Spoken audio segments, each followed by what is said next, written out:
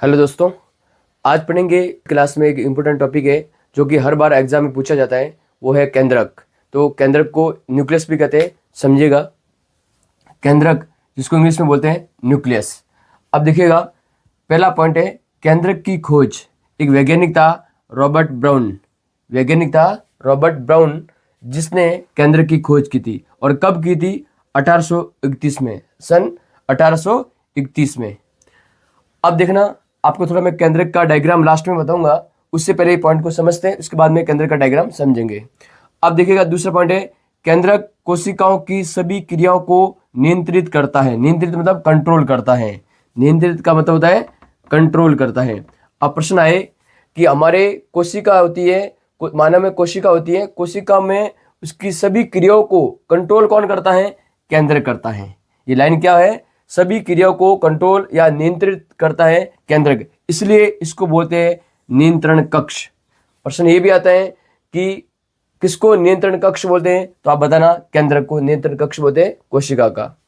Point number तीसरा है केंद्रक के चारों ओर 2 झिल्लियों का आवरण होता है। कितने झिल्लियों का आवरण होता है? 2 झिल्लियों का आवरण होता है। जैसे कि आप देख पा रहे हो, इसमें देखो, एक तो बाहर वाली झिल्ली है, एक अंदर वाली, एक बाहर वाली झिल्ली है, एक अंदर वाली, 2 झिल्लियों का आवरण होता है।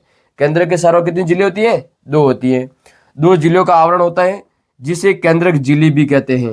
आपको सीधा बताना है कि केंद्रक के चारों ओर 2 झिल्लियों का आवरण होता है, ठीक है, जिसको केंद्रक झिल्ली भी कहते हैं। पॉइंट नंबर चौथा है केंद्रक में आनुवंशिक पदार्थ। आनुवंशिक का मतलब होता है, आनुवंशिक का मतलब ये होता है कि आनुवंशिक गुणों को अपने एक पीढ़ी से दूसरी पीढ़ी में भेजना।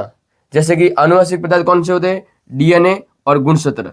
तो केंद्रक में आनुवंशिक पदार्थ, एक तो डीएनए पाया जाता है जिसका पूरा नाम है डीऑक्सी न्यूक्लिक अम्ल, और एक होता है गुणसूत्र, ठीक है ना। ये दोनों कहाँ पाए जाते हैं? केंद्रक में पाए जाते हैं।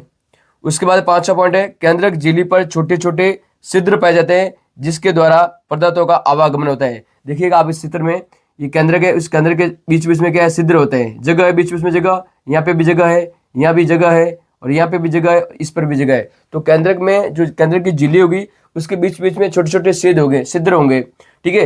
जिससे क्या होता है, जो भी पदार्थ है, कोई पदार्थ को आवागमन होता है, जैसे कि कोशिका द्रव्य है, कुछ पदार्थों का आवागमन यदि होता है वो कहाँ से होता है? केंद्रक छिद्र के द्वारा होता है, ठीक है ना।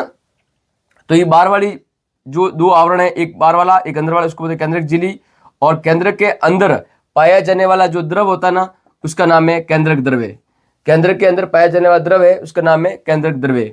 अब ये जो ये लाइनें दिख रही है आपको, ये क्या है? क्रोमेटिन है। क्या है? क्रोमेटिन है, जो कि आनुवंशिक पदार्थों को एक पीढ़ी से दूसरी पीढ़ी में भेजने का काम करते हैं, गुणसूत्र, ठीक है ना।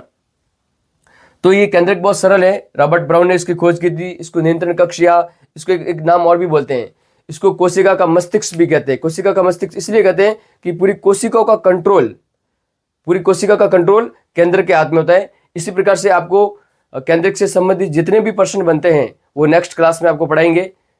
तो आप चैनल पर नए हो तो चैनल को सब्सक्राइब कीजिए, शेयर कीजिए और अपने सभी दोस्तों तक भेजिए। राधे राधे।